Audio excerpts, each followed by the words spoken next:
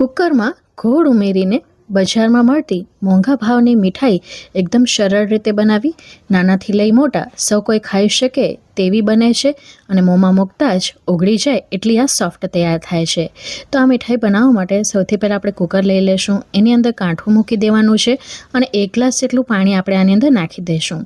હવે એક નાનો ડબ્બો કે આવી રીતનું નાની તપેલી અંદર મૂકી દેવાની છે એટલે બંને વચ્ચે થોડુંક ડિસ્ટન્સ રહે। હવે આની અંદર આપણે અત્યારે 150 ગ્રામ જેટલો ગોળ લેશું। ગોળને ઝીણો ઝીણો સમારીને લેવાનો છે, પોચો હોય એવા ગોળની પસંદગી કરીશું।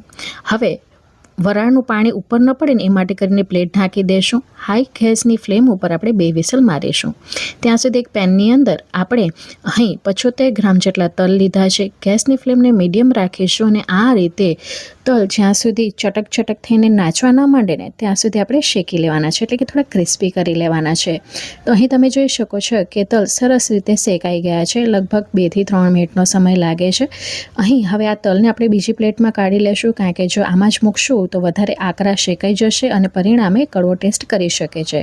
તો આને આપણે ઠંડા થવા માટે સાઈડમાં મૂકી દઈશું। આનામાંથી 1 ટેબલસ્પૂન જેટલા તલ છે ને આપણે સાઈડમાં મૂકી દઈશું, એનો ઉપયોગ આપણે પાછળથી કરીશું। હવે એ જ પેનની અંદર આપણે 75 ગ્રામ જેટલા સિંગદાણા લીધા છે અને સિંગદાણાને પણ આપણે સેમ મીડિયમ ગેસની ફ્લેમ ઉપર શેકી લઈશું, જ્યાં સુધી એના ફોતરા છે ને આ રીતે અલગ થતા ન રહે। તો અલગ થાય ત્યાં સુધી આપણે શેકવાના છે। અહીં આકરા ન શેકાઈ જાય એ વાતનું પણ ધ્યાન રાખવાનું છે, નહીંતર મીઠાઈની અંદર થોડોક કડવો ટેસ્ટ આવી શકે છે અને મીઠાઈનો કલર પણ ચેન્જ થઈ શકે છે। અહીં તમે જોઈ શકો છો સિંગદાણા પણ સરસ શેકાઈ ગયા છે, જેને આપણે કિચન નેપકિન ઉપર કાઢી લઈશું અને એના ફોતરા દૂર કરવા માટે પહેલાં આપણે નેપકિનને આવી રીતે કવર કરી લઈશું અને ત્યારબાદ દસ્તાની મદદથી સેજ આપણે ખાંડીશું ને એટલે સિંગદાણાના ટુકડા પણ થઈ જશે ને આરામથી ફોતરા પણ અલગ થઈ જશે। તો આ રીતે આપણે અહીંયા ફોતરા અલગ કરી લીધા છે અને આ રીતે આપણા સિંગા તૈયાર થઈ ગયા છે। આ સિંગા ઠંડા થઈ જવા જરૂરી છે। ઠંડા થઈ ગયા પછી આપણે એને મિક્સર જારની અંદર ટ્રાન્સફર કરી લઈશું અને મિક્સરમાં જે પલ્સ મોડ હોય એટલે કે આવી રીતે ઓન ઓફ કરીને આપણે પીસવાનું છે, જેથી એનામાંનું ઓઇલ રિલીઝ ન થઈ જાય। તો સિમિલર રીતે આપણે અહીં તલ પણ આપણા ઠંડા થઈ ગયા છે, મિક્સર જારમાં ટ્રાન્સફર કરી લઈશું અને પલ્સ મોડ ઉપર આપણે એને પીસી લેવાનો છે, એટલે આ રીતનો પાવડર આપણો તૈયાર થઈ જશે।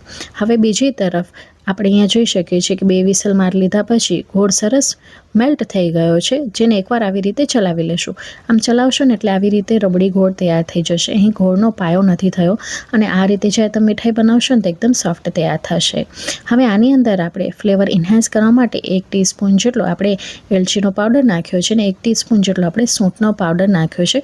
આ ટોટલી ઓપ્શનલ છે, તમે આને સ્કીપ કરશો તો પણ ચાલશે, પણ આનાથી ફ્લેવર વધારે ઇન્હાન્સ થઈને આવે છે, એટલા માટે આપણે આની અંદર એડ કર્યું છે। હવે બધી વસ્તુને સારી રીતે મિક્સ કરી લઈશું। તો અહીં સારી રીતે બધું મિક્સ થઈ ગયું છે। હવે આ મિશ્રણને આપણે જે પાવડર બનાવીને રાખ્યું છે એની અંદર ટ્રાન્સફર કરી લઈશું। આ પાવડરને મેં પેનની અંદર ટ્રાન્સફર કરી લીધું હતું। અહીં મારી બેબી રડતી હતી એટલે આ મિશ્રણ થોડુંક થીક થઈ ગયું હતું। તમે જ્યારે ગરમ કાઢશો તો આ મિશ્રણ થોડુંક ઢીલું હોય છે। જો આ મિશ્રણ થોડુંક ઠંડુ થઈ જશે તો આવી રીતે તમે એને ઇઝીલી મિક્સ નહીં કરી શકો, તેના માટે આપણે શું કરીશું, ગેસ ઉપર એને થોડુંક ગરમ કરી લઈશું। આ સમયે આની અંદર 2 ચમચી જેટલું આપણે ઘી નાખીશું, જેથી મીઠાઈ છે ને વધુ સોફ્ટ તૈયાર થાય, એનામાં એક સરસ સાઇન આવે અને ફ્લેવર પણ આવે। તો આવી રીતે ગરમ કરશો તો પણ વાંધો નહીં આવે, ક્યાંય પણ તમારા ગોળનો પાયો તૈયાર નહીં થાય। તો આવી રીતે બધું ઇઝીલી મિક્સ થઈ જાય ને આવી રીતનો પાક તૈયાર થઈ જાય ત્યાં સુધી જ આપણે એને ગરમ કરીશું। તમે પહેલાં ગરમ જ કુકર ખોલી નાખશો તો તમારે વાંધો નહીં આવે, આટલું મિશ્રણ ઢીલું હોય છે। હવે અહીંયા કને ચોકીની અંદર મેં બટર પેપર રાખી દીધું હતું, તમે પ્લેટની અંદર ઘી લગાડીને પણ ગ્રીસ કરીને યુઝ કરી શકો છો। આની અંદર આપણે આ મિશ્રણને નાખી દઈશું ને તવેથાની મદદથી આવી રીતે એને શેપ આપી દઈશું અને ફ્લેટ કરી લેશું। તો જેટલા જાડા પીસ પસંદ હોય એ પ્રમાણે તમારે અહીંયા કને એને ફેલાવી લેવાના। હવે અગાઉ આપણે 1 ટેબલસ્પૂન જેટલા તલ છે ને કાઢીને રાખ્યા હતા, તો આવી રીતે જ્યારે તમે શેપ આપી દો ત્યારબાદ એ તલને છે ને આવી રીતે ઉપરથી સ્પ્રિંકલ કરીશું, એટલે દેખાવમાં પણ સરસ લાગશે અને એનો નટી ફ્લેવર ખાતી વખતે પણ સરસ લાગશે। સાથે વધારે અટ્રેક્ટિવ બનાવવા માટે, બજાર જેવી બનાવવા માટે આપણે ઉપરથી બદામની ફ્લેક્સ છે એ નાખીશું અને સાથે એનો કલર એન્હાન્સ કરવા માટે મેં અહીંયા પિસ્તાની ફ્લેક્સ પણ યુઝ કરી છે, તો એ પણ હું નાખી દઈશ અને સાથે આપણે તવીથાની મદદથી આપણે ઉપરથી દબાવી દઈશું, જેથી ફ્લેક્સ અને તલ છે ને એ નીકળી ન જાય। અને હવે આ મિશ્રણને થોડુંક ઠંડુ થવા માટે મૂકી દઈશું।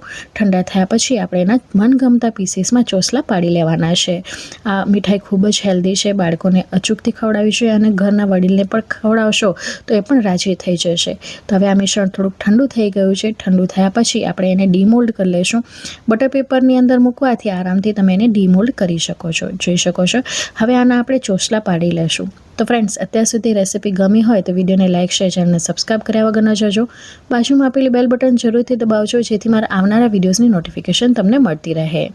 તમે મારી રેસીપી કયા ગામ, કયા શહેર, કયા મેગા સિટીથી જોવો છો એ પણ કમેન્ટ બોક્સમાં લખીને જરૂરથી જણાવજો. એ જાણીને મને ખૂબ જ આનંદ થશે કે મારી રેસીપી દેશના કયા ખૂણા સુધી પહોંચી છે. તો અહીં તમે જોઈ શકો છો કે આપણે ઇઝીલી મનગમતા પીસીસમાં એના ચોસલા પાડી લીધા છે. એક પીસ કાઢીને પણ તમને બતાવીશ. તો જો દેખાવે કેટલી સરસ લાગે છે. બજારમાં ખૂબ જ મોંઘા ભાવની મળે છે. ઘરે તમે ખૂબ જ આસાનીથી અને સસ્તા ભાવે તૈયાર કરી શકો છો. 2 આંગળીની મદદથી તોડતા જ તૂટી જાય અને મોંમાં મૂકતા જ બૂરું બૂરું થઈ જાય અને ઓગળી જાય તેવી આ મીઠાઈ આપણી તૈયાર છે. તો તૈયાર છે આપણી સિંગદાણા અને તલની સુખડી. રેસીપી ગમી હોય તો વિડીયોને જરૂરથી લાઇક કરજો. Thank you so much for watching.